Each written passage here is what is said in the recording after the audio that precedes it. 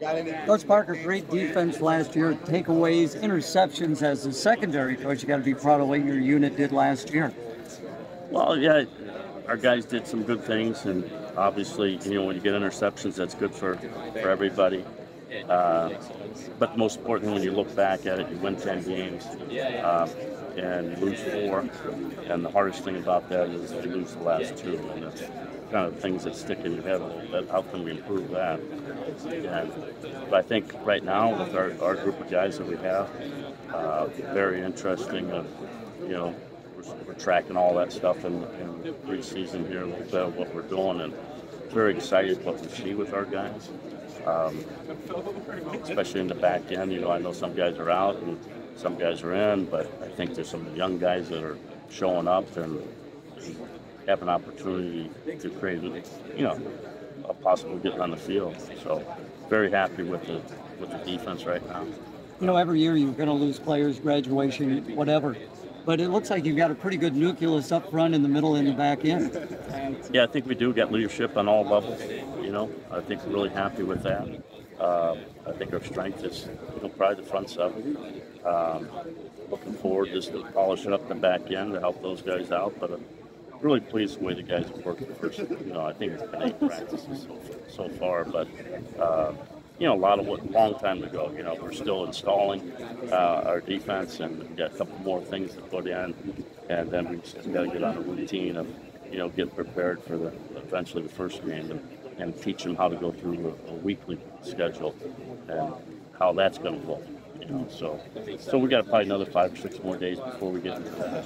And finally, Coach Ferentz in his press conference today talked about the Big Ten being a defensive-minded conference. You, of course, played defense in the Big Ten, have coached it for a number of years. Address that fact. Well, I think, it's all about, you score more points than they do. And so we always believe that if you don't let them score, then you got a chance to win. So we try to give up at least amount of points that we think is available to leave. We don't give up 0. I'd like to have a couple of shutouts, But the whole objective is how you go about it, and how's your system fit, how's the guys that you have there fit into your system, and how well do they know their system. It's not what our coaches know. It's how well can our players go out there and execute it. And I think our guys have been doing it at a high level, and I think that this group here is very blessed of understanding what we do. They've been in it for a while. They've been playing a lot of football, and I think we've got a lot of great leadership at all 3 levels. Great to see you again. Good luck this year. Okay. All right, thank you. Coach Parker, Good to meet you. Yep. Going to give you a couple stats that I'm sure you already know, but I want to review a couple stats and just get your... I would say that unless somebody tells me. Okay. So in 2000, I'm see if I can rattle these off. In 2020, you guys gave up just 2.62 20-plus yard plays per game, so explosive plays per game. In 2021, as great as the turnover margin was, you guys gave up 4 20-plus yard plays per game, so quite an uptick. Ranked 8th in the Big Ten last year. Of course, your defense is predicated on not giving up explosive plays. I know in 2020, you guys gave up just 4 plays over 30 yards. Last year, you gave up, I believe, 17 plays of over 30 yards. I'm sure you're aware of those numbers. But as great as the defense was last year, does that keep you up at night? And how do you address specifically those numbers? Because, as I said earlier, your defense is, no secret, it's predicated on stopping those big plays. Well, the thing that we look at it, and obviously you have a different group of guys coming in, so right. Things change. And obviously the teams that you're playing this year might change. I think everybody goes over there and we want to eliminate the big plays and stuff, and it all goes back to some basic fundamentals. You got to know how to line up, you got to know what your keys are, and you have to know your responsibility on every play. The more people can understand that overall, the better chance you have then to give up those big plays. And the less you give up big plays, the more opportunities you got to win. And I think so we concentrate on it, we focus, we talk about it, we'll bring it up in the meeting. You got to get off there's a lot of things you go on. Red zone defense you can talk about getting off on 3rd downs. I think the biggest thing is guys playing together and making sure that you don't commit a mental error within the defense. We might get beat physically, that could happen, but to me, if you get beat mentally, that's hard. It takes no talent. You got to make sure that you understand the game and make sure that we don't make those mental mistakes to give up them explosive plays. And to your credit, four plays given up of over 20+ yards per game last year is still better than the conference average. So you're still better than average, but you were outstanding in 2020 in that category. But that's the whole key, is that you're always trying to be the best that you can be with the guys you have. And for whatever reason, sometimes guys happen, and could be go from one thing, from having a young player in there, or maybe a guy that doesn't understand. Our job is to make sure that we get it across to everybody, what we're trying to do. And you never have. It doesn't matter how many games you win. We won 10 games. It's still not good enough. But you want to win them all. Thank you. And I think all our players do too. All our fans do. So. To me, you just got to go to work and how well you do it, and you got to train and you got to execute. And I know another interesting stat I've piled up from last year. I think 25 interceptions, which led the country, and that wasn't really close. But just 5 fumbles recovered all year. How much do you work with the DBs at stripping the ball? Obviously, priority number one is to make the play on the tackle, right? Yeah. But are those numbers you look at and say, oh, we need to do a better job of stripping and recovering? Yeah, there's opportunities. This is what I try to tell them. We practice a recover of football and loose ball situations today.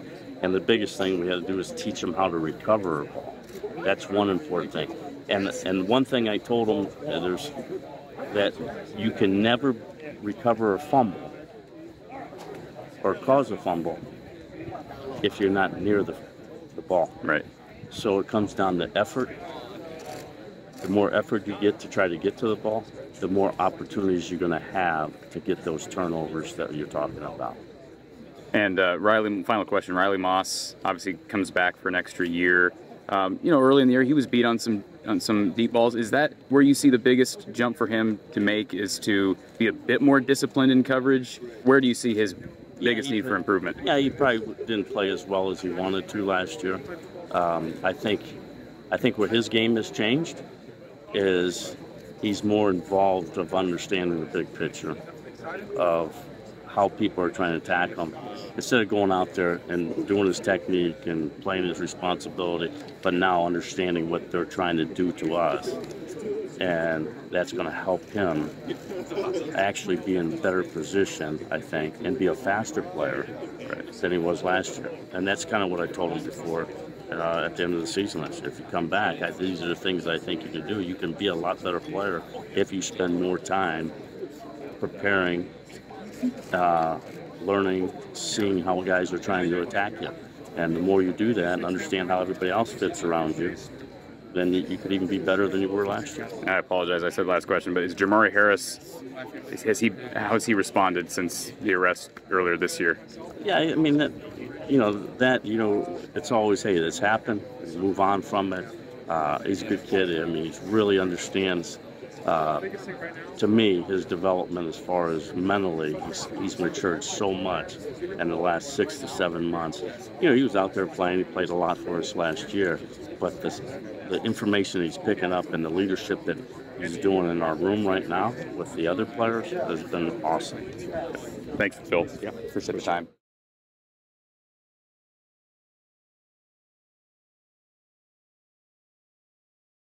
I'll be out most Friday nights watching games, provided we're in town and we have a home game the next day, and then just get reports back to the staff about who I watched, what I saw, what I thought. Tyler Barnes and Scott South may do a lot of the administrative work. I don't get as involved in that end as I do this evaluation part. All right, thank you. Good luck. Sure, thank you. Yeah, you got a big hole to fill in Zach Van Valkenburg. What have the younger guys on that defensive line learned from him, and what of his traits have they brought to the table this year?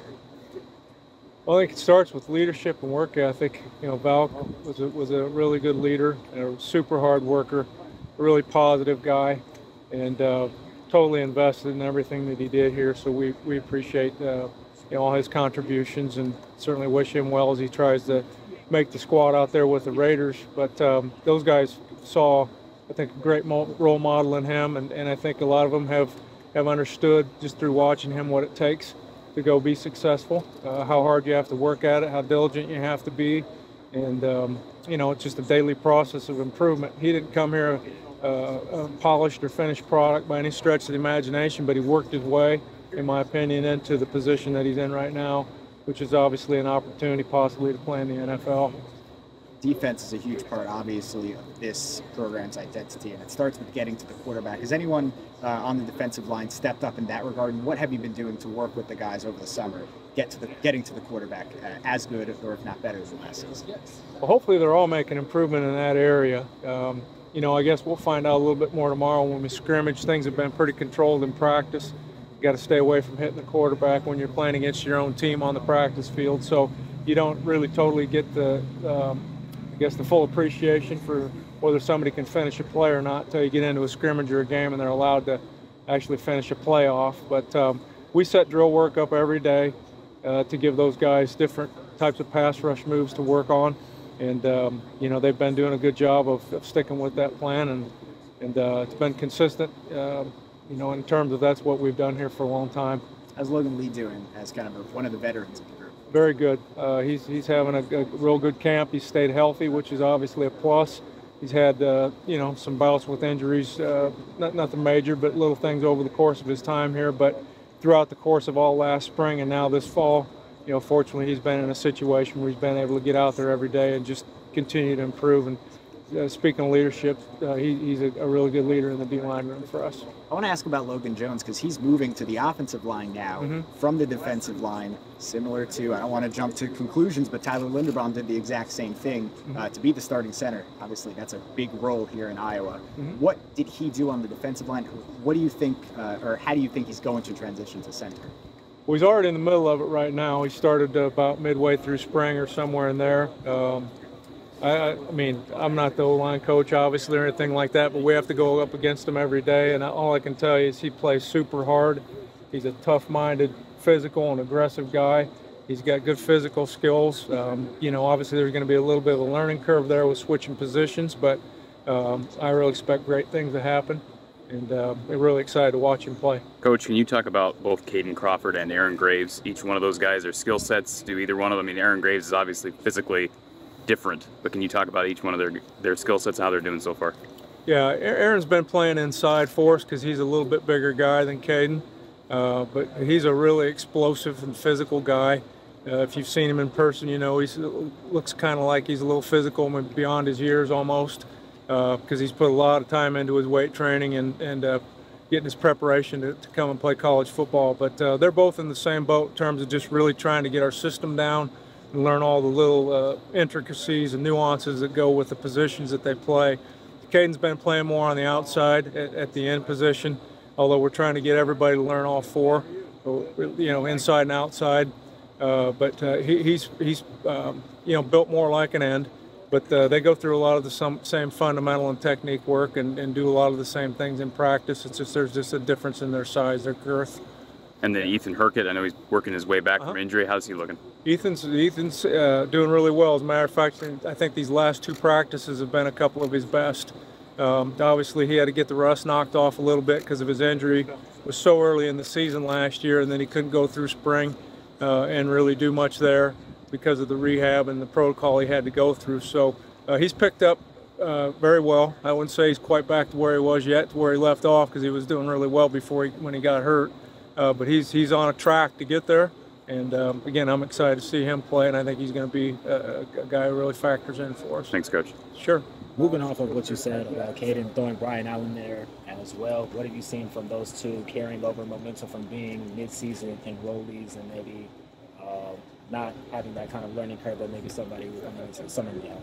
But definitely, I think you can see when you compare a guy who came here in January versus one who just came here in June, that they just play a little faster because they're more sure of themselves. It's not like they're veterans in the system or anything like that yet, but you can just see their reactions to things, be it formation tips, tendencies, or things like that, or things that happen post-snap in terms of block reactions and things like that. And I think they just have a a little bit quicker reaction because of their familiarity with what they're being asked to do.